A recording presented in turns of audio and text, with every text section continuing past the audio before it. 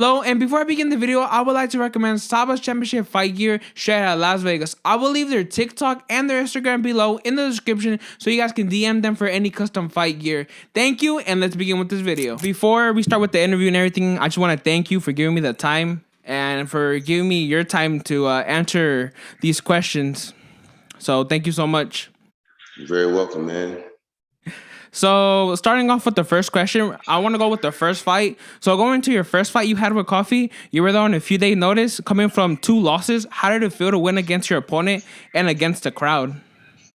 Man, it felt incredible. You know, anytime you overcome your own expectations as well as the expectations that others have of you, it's gonna feel revitalizing. You're gonna feel like you're on top of the world. Because remember, Las Vegas had me as a 10-1 underdog. Yes. Like you said, you know, you can bet 1,000 on me and win 10,000. You feel me? So for those people that did bet on me, I thank you so much for your support.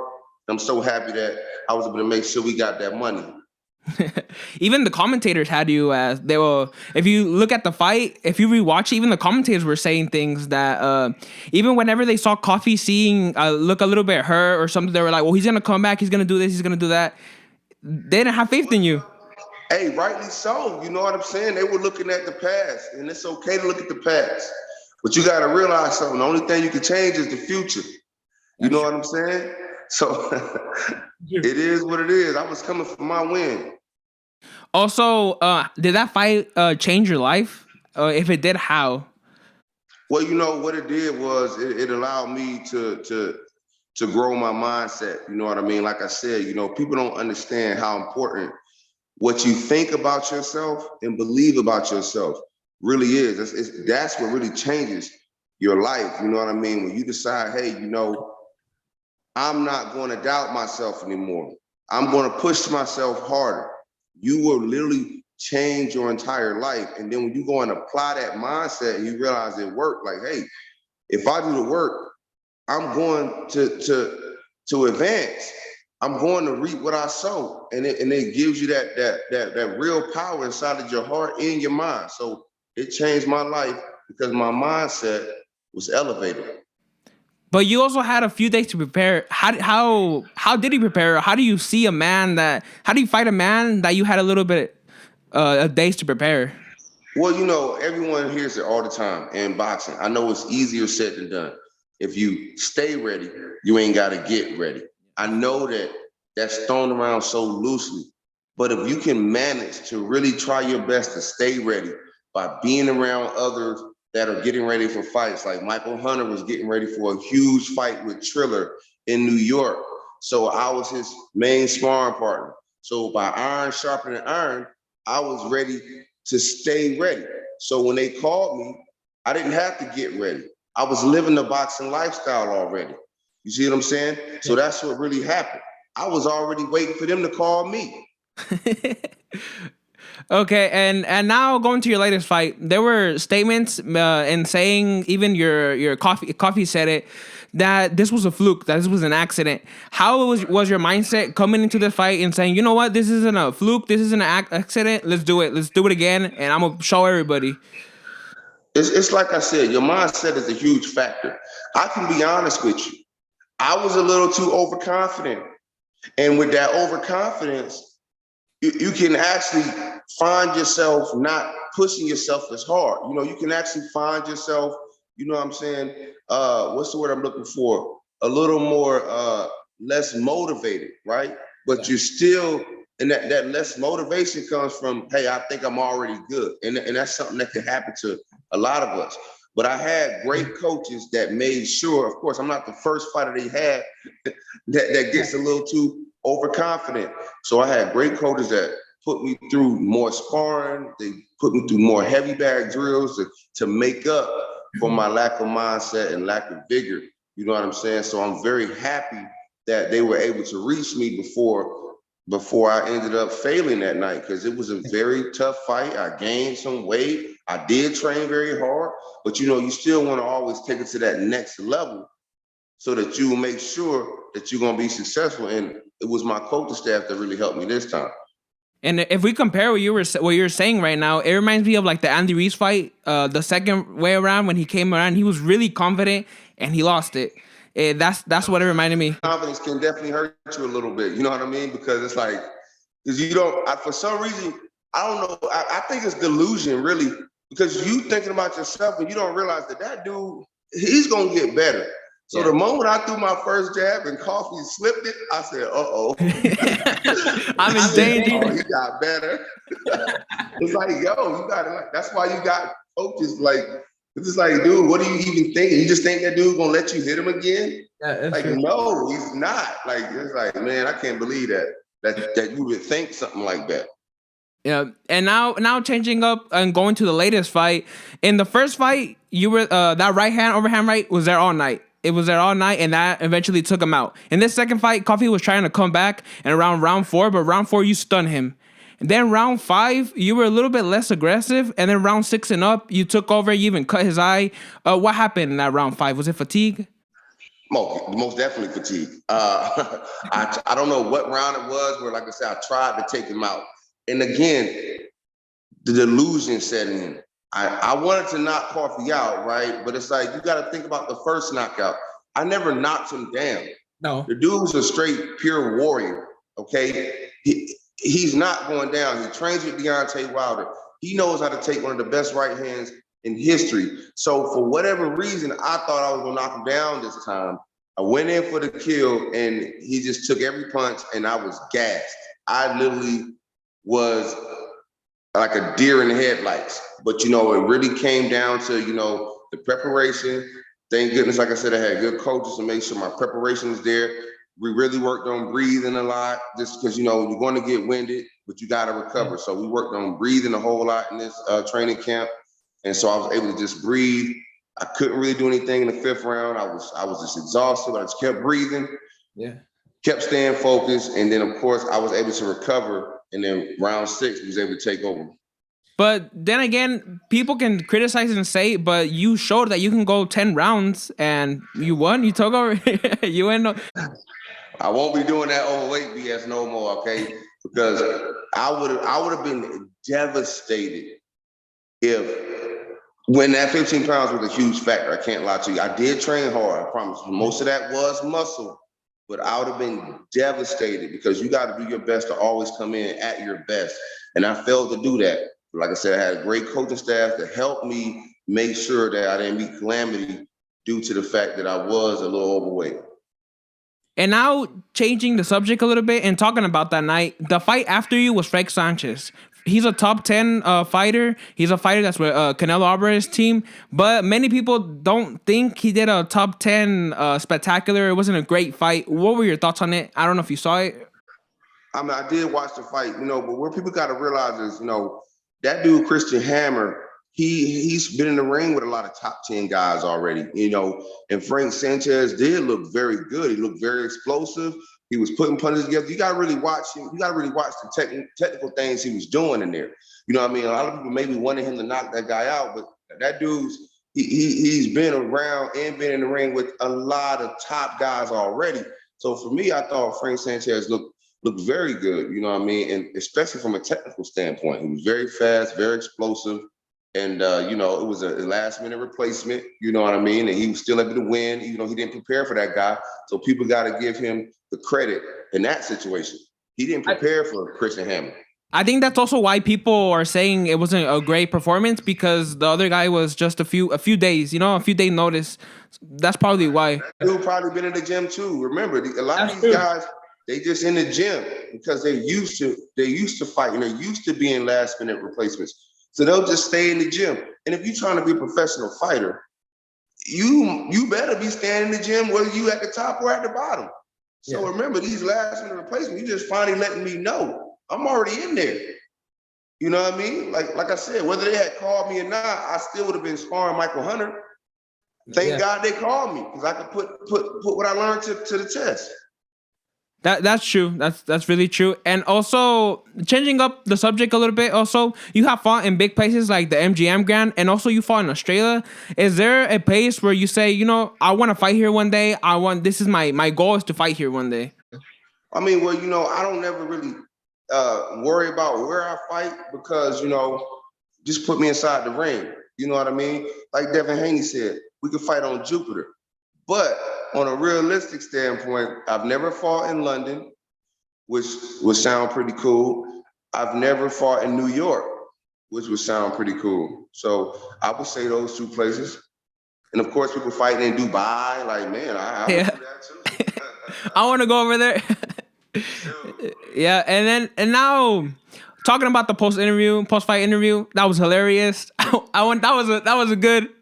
Man, they caught me, man. They caught me off guard, man. I was too excited, man. I was too excited. I was relieved, man. You all know how hard that fight was, man. To really think you about to get knocked out to come back. I was just relieved, man. So I was probably saying all kind of stuff, you know what I mean? But I think many people, whenever they're in a professional setting, I feel like they don't want to say things like that because they're in a professional setting. But I like how you didn't really care. You were like, you know what? I want to say what I feel. I did care, but it's like I was just so happy that you do an interview, you got to be careful what you say, right? Yeah. But dude, I couldn't hold back that time. I'm just glad I didn't say no curse words. You know what I mean? That's the best guarantee I can give you, no curse words. But man, I was just overwhelmed with relief. You know what I mean? Because dude, that was a tough fight. He was dangerous the entire time. I didn't realize how hard he was hitting. And man, was he hitting hard, man. That's a strong dude, man. Yeah. And also talking about that post-fight interview, how does it feel to be like, I can quit my job?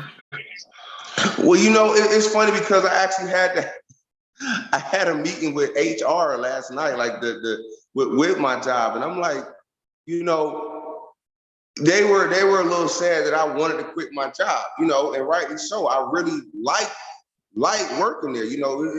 It's really, people got to realize how grateful you got to be when you find a job that you actually like. You go to work, you're there like 40, 60 hours a week, and you got good co-workers, you got a good work environment.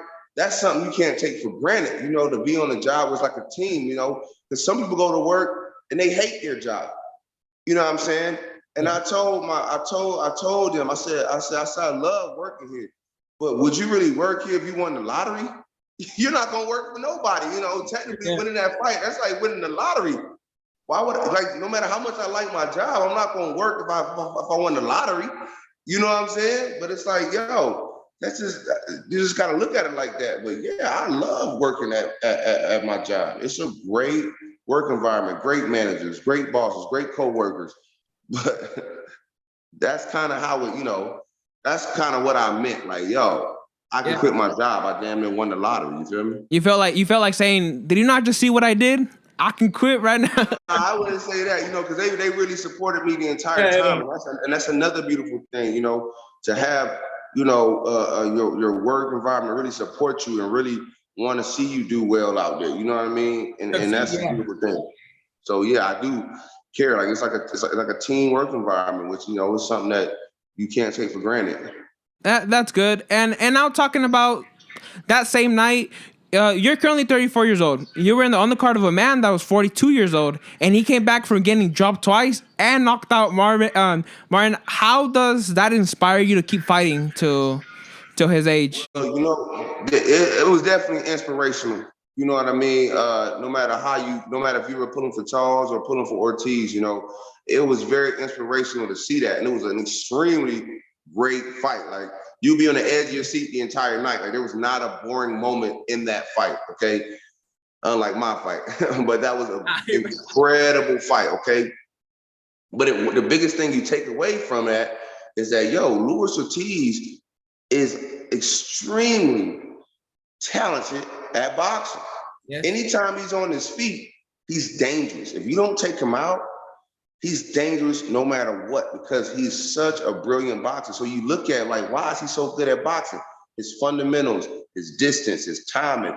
Like, how hard do you have to, it gets you questioning. How hard is he working on those small things? And he just keep putting those small things together. And it's just like, it's just unreal. So, for me, it helped me really say, all right, we got to rely on the fundamentals of boxing a whole lot more. I need to focus more on skill development.